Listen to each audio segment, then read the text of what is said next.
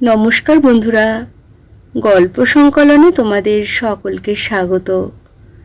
আশা করি সকলেই খুব ভালো আছো। আজ শোনাব জনপ্রিয় লেখক সরঞ্জিৎ চক্রবর্তীর লেখা একটি অনবদ্য কাল্পনিক কাহিনী, ইতিহাসের আড়ালে। 1757 সাল, পলাশীর প্রান্তরে বাংলার শেষ স্বাধীন নবাবের পরাজয় আর এক নতুন সাম্রাজ্যের সূর্যোদয়। কিন্তু সেই ইতিহাসের ধুলোমাখা পাতায় সব সত্য কি লেখা আছে? লর্ড ক্লাইভ, যিনি ব্রিটিশ সাম্রাজ্যের ভিত গড়েছিলেন, তার মৃত্যু নিয়ে আজও রয়ে গেছে অনেক ধোঁয়াশা। গল্পটি আনন্দমেলা পত্রিকায় প্রকাশিত হয়েছিল। শুরু করছি পলাশীর যুদ্ধ পরবর্তী সময়ের এক কাল্পনিক অথচ রোমহর্ষক গল্প, ইতিহাসের আড়ালে। 1757, পলাশীর কাছে এক গ্রাম। কামালদের হাভেলিটা দাউ দাউ করে জ্বলছে। রাতের অন্ধকার আকাশ লাল হয়ে উঠেছে আগুনের শিখায়। হাভেলির থেকে কিছুটা দূরে একটা বড় ঝোপের মধ্যে লুকিয়ে বসে রয়েছে কামাল আর ওদের সবচেয়ে বিশ্বস্ত ভৃত্য রামাই রায়। রামাই কামালকে বুকের কাছে আঁকড়ে ধরে ওর মুখটা চেপে ধরে রয়েছে, পাছে ভয়ে চিৎকার করে ফেলে কামাল। ইংরেজ সেপাইরা ওদের হাভেলি আক্রমণ করার সময় কামাল বাড়িতে ছিল না, রামাইয়ের সঙ্গে গিয়েছিল পাশের গ্রামে।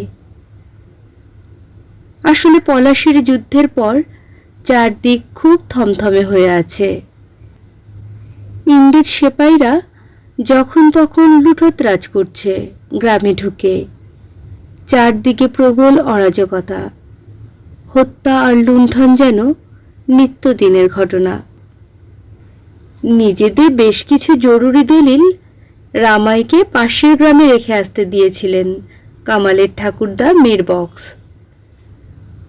তখন জেদ করে কামালও গিয়েছিল সঙ্গে।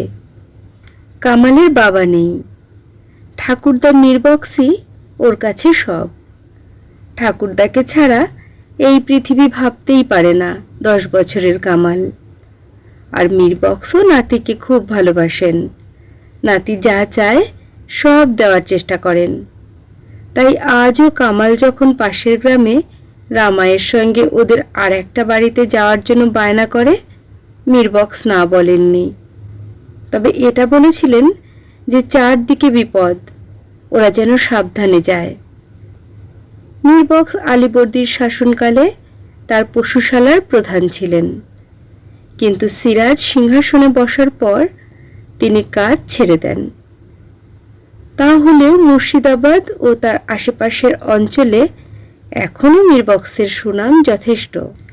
পাশের গ্রামে কাজ সেরে রামায়ের সঙ্গে বাড়ি ফিরতেই কামাল দেখছে ওদের হাভেলি জ্বলছে, আর তার সামনে সার দিয়ে গাছের ডাল থেকে গলায় ফাঁস পরিয়ে দাঁড় করিয়ে রাখা হয়েছে ওর ঠাকুরদা সহ বাড়ির সবাইকে। রামাই এই বিপদ থেকে বাঁচতে নিজের ঘোড়াটাকে ছেড়ে দিয়ে এই বড় ঝোপের মধ্যে কামালকে কোলে করে লুকিয়ে রয়েছে। কামাল দেখল ওর ঠাকুরদার মুখ থেকে রক্ত পড়ছে। জনপঞ্চাশেক সেপাইয়ের সঙ্গে কয়েকজন ইংরেজ অফিসার দাঁড়িয়ে রয়েছে ওইখানে।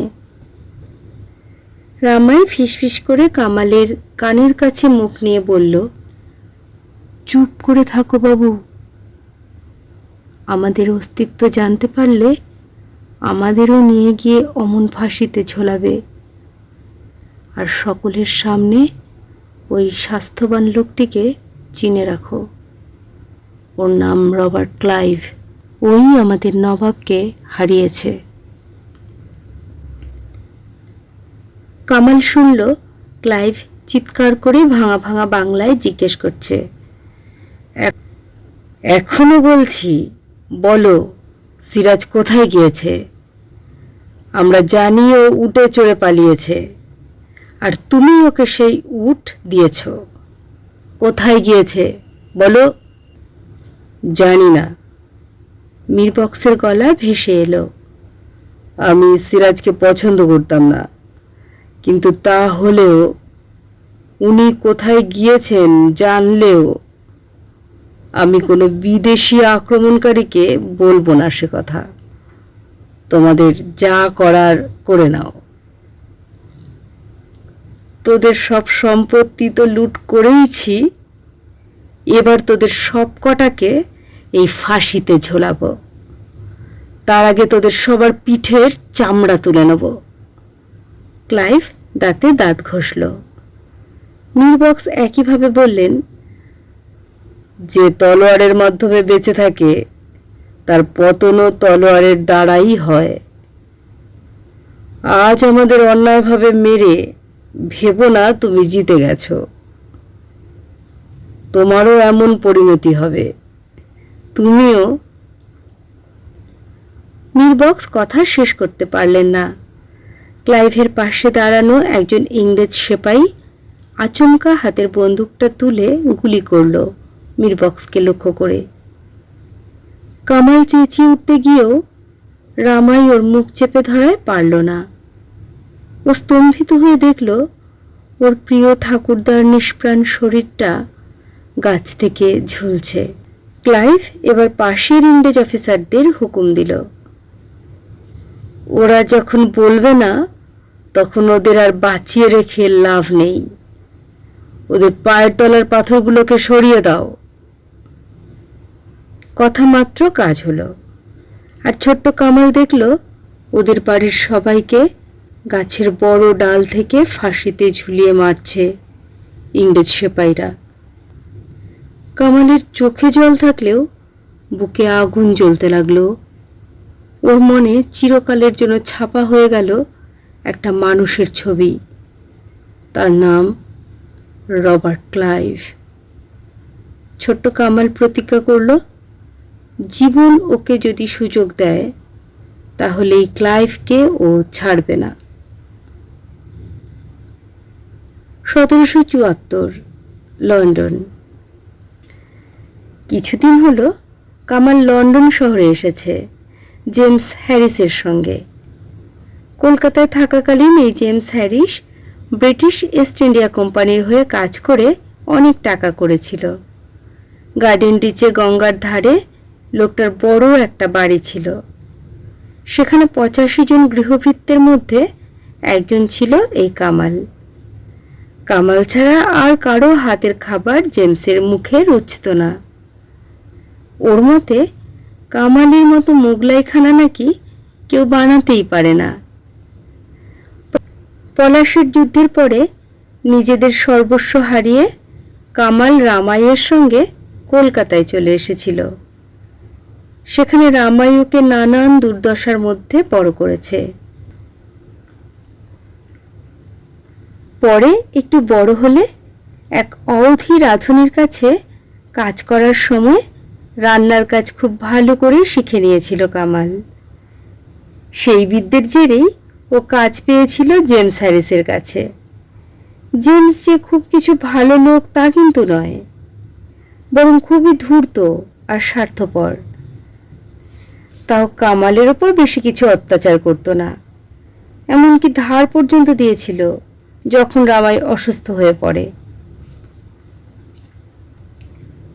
সেই টাকায় চিকিৎসা করালেও রামাইকে বাঁচাতে পারেনি কামাল।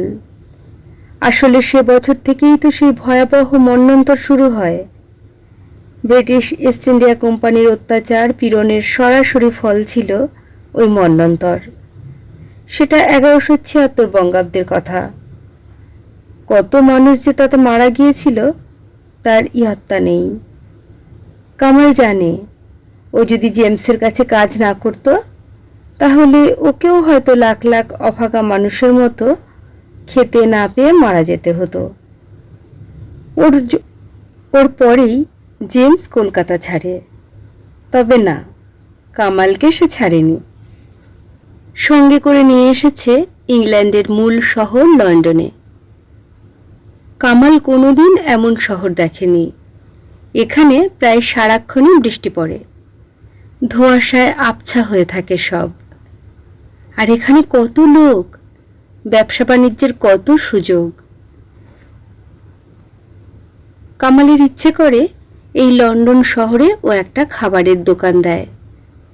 ও জানে খাবারের দোকান দিলে সেটা খুব ভালো চলবে। বহুদিন অন্যের বাড়িতে কাজ করেছে ও, কিন্তু এবার নিজের একটা জীবন হওয়া খুব দরকার। সে কথা জেমসকে বলেওছে ও, কিন্তু জেমস আমল দেয়নি। উল্টে বলেছে, কে রে তুই যে রেস্টুরেন্ট খুলবি? টাকা পাবি কোথায়? কামাল বলেছে, আপনার কাছে এত বছর কাজ করেছি, আমি একদিনও মাইনে নেইনি। সেই হিসেব করলে অনেক টাকা জমেছে। আপনি সেটা আমায় দিলেই। 1 টাকাও দেব না, জেমস বলেছে। তোকে খাওয়া পড়া দেই, নিজের কাছে রাখি। এভাবেই থাক, বেশি লোভ করিস না। লোভ? নিজের ন্যায্য পাওনা চাওয়া কি লোভ? কামাল পালাতে চেষ্টা করেছিল দুবারই ধরা পড়ে গিয়েছিল। মারধর করে ওকে কয়লা রাখার ঘরে বন্দি করে রেখেছিল জেমস। বলেছিল, আমি যেদিন চাইব সেদিন ছাড়া পাবি, তার আগে নয়। সেই জেমস আজকাল সারাক্ষণ কেমন যেন ভীত আর মনমরা হয়ে থাকে। কারণ এই লন্ডনে নাকি ওর এত ধার হয়ে গিয়েছে যে রাজার সেপাই ওকে যে কোনো দিন ধরে হাজতে পুরে দেবে। এমনকি লোক ঠকানোর অভিযোগে ওর মৃত্যুদণ্ডও হতে পারে। তাই সারাক্ষণ একটা আতঙ্ক গ্রাস করে রেখেছে জেমসকে। আজকেই তো সকালে কামাল খাবার বানিয়ে দিয়েছিল। জেমস একটু মুখে দিয়ে আর খায়নি। তারপর বেরিয়ে গিয়েছিল কোথায় যেন। সন্ধে হয়ে যাওয়ার পরে এই একটু আগে এসেছে। কামাল ছোট্ট ঘরে বসে ওর নিজের একটা জামা সেলাই করছিল। আচমকা কামাল কামাল ডাক শুনল। জেমস ওকে ডাকছে। হাতের সুতো ফেলে কামাল তাড়াতাড়ি উঠল। এই বাড়িটা দোতলা হলেও ছোট, সরু খাড়া সিঁড়ি। একটা লণ্ঠন নিয়ে সেই সিঁড়ি দিয়ে দোতলায় উঠল কামাল। ঘরের মধ্যে একটা টেবিলের সামনে অনেক কাগজপত্র নিয়ে বসে রয়েছে জেমস। দেখেই বোঝা যাচ্ছে যে লোকটা কেমন যেন অসুস্থ হয়ে গিয়েছে। গায়ের কোটটা বেশ ঢিলে, চোখ মুখ শুকনো, ফ্যাকাশে। নীলচে একটা অন্ধকার যেন চোখের তলায় কালির মতো ফুটে উঠেছে। নীল শিরা বের করা হাত দিয়ে লোকটা টেবিলে মেলে ধরা কাগজপত্র ঘাঁটছে। কামাল গিয়ে দাঁড়ালো সামনে। জেমস মুখ তুলে তাকালো। তারপর জিজ্ঞেস করলো, তুই সত্যি লন্ডনে দোকান দিতে চাস? কামাল ঘাবড়ে গেল। হঠাৎ এই প্রশ্ন। জেমস ঠোঁট চাটল, তারপর বলল, আমি তোকে ছেড়ে দেব, সঙ্গে তোর এতদিনের মাইনেও দেব, আর দোকান খোলার জন্য টাকাও দেব। কিন্তু তার বিনিময়ে তোকে আমার হয়ে একটা কাজ করে দিতে হবে। রাজি? কি করতে হবে? কামাল জিজ্ঞেস করল। জেমস বলল, আমাদের পাড়ার শেষে যে বড় উইলো গাছটা রয়েছে, তার পাশেই আমাদের গ্রাম শ্রফশায়ারের লর্ড লেফটেন্যান্টের এখনকার বাসস্থান।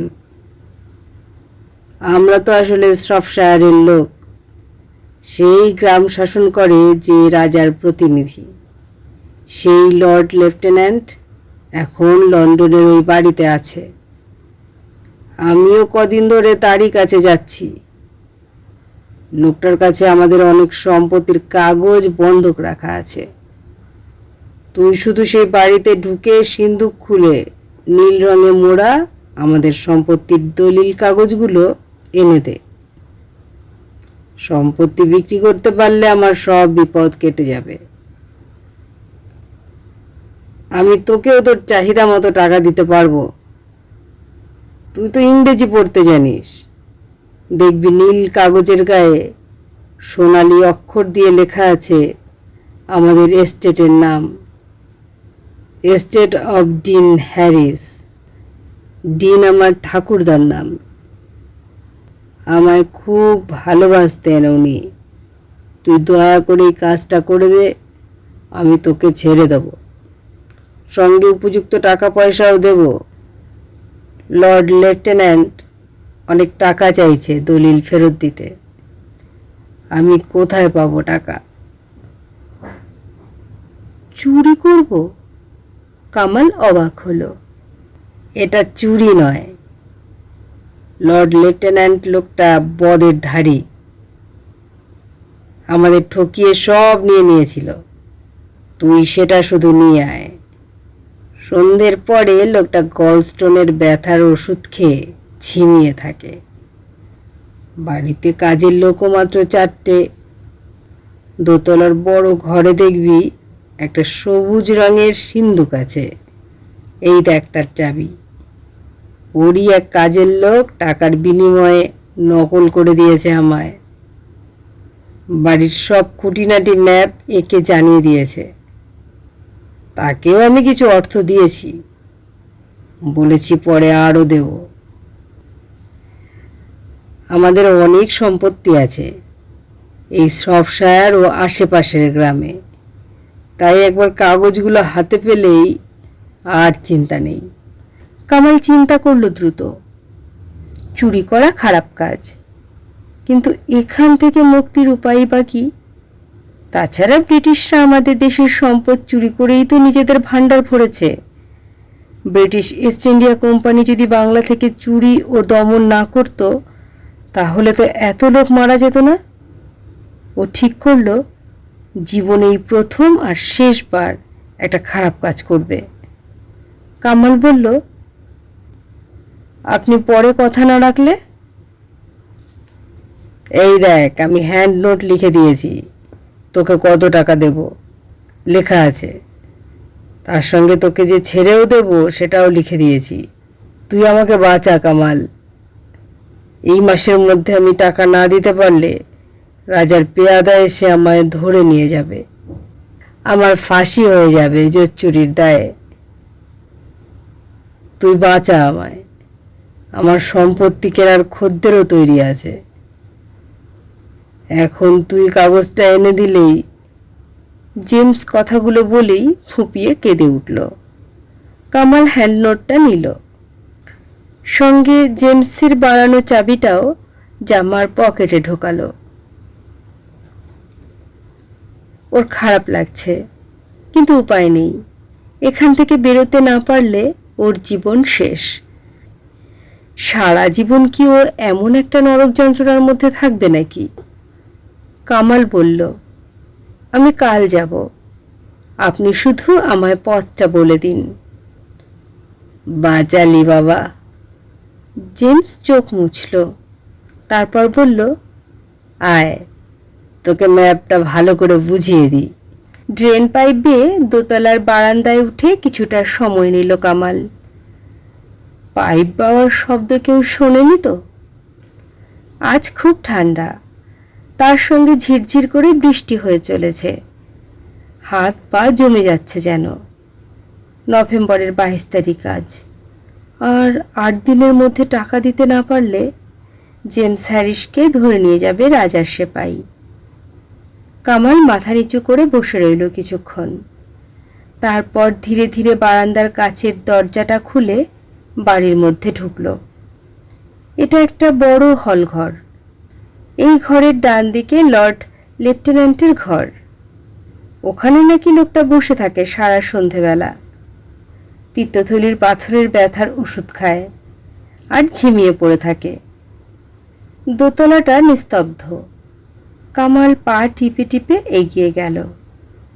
ডান দিকের ঘরে একটা বাতি জ্বলছে। সেখানে লর্ড লেফটেন্যান্ট টেবিলে মাথা রেখে বসে রয়েছে। এর পাশের ঘরে রয়েছে সিন্দুকটা। সেই ঘরের দিকে এগোলো কামাল। এখানেও একটা বাতি রাখা আছে। ও ঘরে ঢুকেই দেখল অন্যদিকে ঘন সবুজ রঙের একটা সিন্দুক রাখা আছে। এটাই তো। কামাল বাতিটা তুলে নিয়ে দ্রুত সিন্দুকের সামনে গিয়ে দাঁড়ালো। তারপর চাবি দিয়ে খুলে ফেলল তার পাল্লা। চাবিটা নিখুঁত বানিয়েছে। ওই তো নীল রঙের সেই কাগজ। হ্যাঁ ঠিক, এস্টেট অফ ডিন হ্যারিস লেখা রয়েছে। আর দেরি নয়, কাগজটা জামার ভিতরে ঢুকিয়ে নিল কামাল। আর তখনই দেখল একটা লাল ভেলভেটের থলি। কি এটা? ও দ্বিধা নিয়ে সেটা খুলল। ওরে বাবা, এ যে অনেক সোনার মোহর। একটা হাতে নিল কামাল। আরে, এটা তো মুর্শিদাবাদের নবাবের ছাপওয়ালা মোহর। এখানে এলো কি করে? কিন্তু কামাল রেখে দিল থলিটা। না, এটা নেবে না ও। ও তো আর সত্যিকারের চোর নয়। কে তুই? চোর? আচমকা যেন পেছন থেকে একটা গম্ভীর গলার স্বর ফেটে পড়ল ঘরের মধ্যে। কামাল ভয়ে ঘুরে দাঁড়ালো। আর একটু হলেই ওর হাত থেকে বাতিটা পড়ে যেত। ও দেখল লাল রঙের কোট পরা এক সাহেব এসে দাঁড়িয়েছে। লোকটা যেন সামান্য বেসামাল, ওষুধের প্রভাব। লোকটার হাতে একটা তলোয়ার। এই তাহলে লর্ড লেফটেন্যান্ট। লোকটা এগিয়ে আস্তে আস্তে বলল, আমার ঘরে চুরি? সাহস কত তোর? জানিস আমি কে? পিঠের চামড়া তুলে নেব তোর। জানিস আমার নাম? পিঠের চামড়া তুলে নেবে? কথাটা যেন আগুনের মতো ছড়িয়ে পড়ল কামালের শিরা উপশিরায়। নিমেষে মনে পড়ল সেই পলাশির গ্রাম, দাউ দাউ করে জ্বলে ওঠা বাড়ি, ঠাকুরদা সহ বাড়ির সবাইকে মেরে গাছে ঝুলিয়ে দেওয়া, সেই সাহেবের মুখ। এই যে রবার্ট ক্লাইভ, জীবন ওকে আবার সেই লোকটার সামনে এনে দাঁড় করালো। এর জন্যই তো সব হারিয়েছে। লাখ লাখ মানুষ যে মারা গিয়েছে মন্বন্তরে, তাতেই তো এই লোকটারই পরোক্ষ হাত রয়েছে। না, একে আর ছাড়া যাবে না। কামালের সারা শরীর রাগে ঘৃণায় কেঁপে উঠল। ও এক মুহূর্ত দেরি না করে হাতের বাতিটা ছুঁড়ে মারল ক্লাইভকে লক্ষ্য করে। বাতিটা গিয়ে লাগলো ক্লাইভের হাতে। তলোয়ারটা ছিটকে পড়ে গেল। সেটা কুড়িয়ে নিতে এগিয়ে গেল কামাল। আজ এই লোকটাকে শেষ করে দেবে। কামাল তলোয়ারটা তোলার আগেই পাশের টেবিল থেকে একটা ছুরি তুলে কামালকে আক্রমণ করতে গেল ক্লাইভ। কামাল নিচু হয়ে ঘুষি চালালো সজোরে। ক্লাইভের হাতে লাগলো ঘুষিটা, আর হাতটা ঘুরে গিয়ে ছুরিটা ক্লাইভের নিজের গলার ডান দিকটা ফালা করে দিল। ফিনকি দিয়ে রক্ত বেরিয়ে এলো। ক্লাইভ পড়ে গেল মাটিতে। ছটফট করতে করতে স্থির হয়ে গেল এক সময়। মুহূর্তের মধ্যেই ঘটে গেল সব। কামাল থমকে গেল। লোকটা শেষ হয়ে গেল তাহলে। জীবন এভাবে প্রতিশোধ নিল। কামাল আর অপেক্ষা করল না। দ্রুত সিন্দুক থেকে মোহরের থলিটা নিল। তারপর বেরিয়ে গেল। এটা নেওয়া, চুরি নয়। আসলে নিজেদের জিনিস এতদিন পর নিজেদের কাছে ফিরে এলো মাত্র। আজ সকাল, মুক্তির সকাল। কামাল বাড়ি থেকে বেরিয়ে পথে হাঁটতে লাগলো। লন্ডনে একটা নিজের ঠিকানা দেখতে হবে এবার। তারপর একটা দোকান, নতুনভাবে জীবন শুরু করবে ও। পরে ভাগ্য সহায় থাকলে একদিন নিজের দেশেও ফিরে যাবে। কাল রাতে যা ঘটেছে তার জন্য কোনো গ্লানি নেই ওর, বরং একটা শান্তি ভাব আছে। অভাবনীয়ভাবে হলেও পরিবারের হত্যার প্রতিশোধ ও নিতে পেরেছে। সামনে দিয়ে একটা শবযাত্রা যাচ্ছে।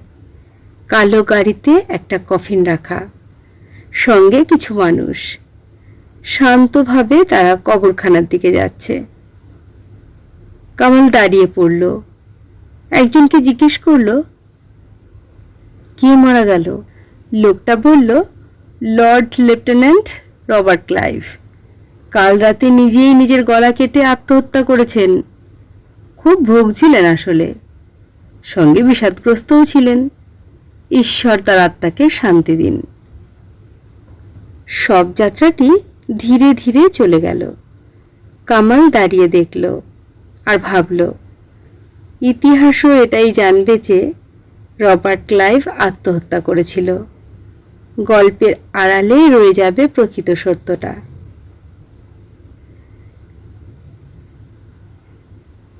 কাহিনীটি সম্পূর্ণ কাল্পনিক। বলা হয় রবার্ট ক্লাইভ নিজের বাড়িতে আত্মহত্যা করেছিল। আবার কেউ বলেন ব্যথার ওষুধের অতিরিক্ত সেবনে তার মৃত্যু হয়। রবার্ট ক্লাইভের মৃত্যুর সঠিক কারণ এখনো জানা যায়নি। শেষ হলো গল্প ইতিহাসের আড়ালে। গল্প পাঠ ভালো লেগে থাকলে চ্যানেলটিকে একটি লাইক করো, সাবস্ক্রাইব করে পাশে থেকো। সকলেই সুস্থ থেকো।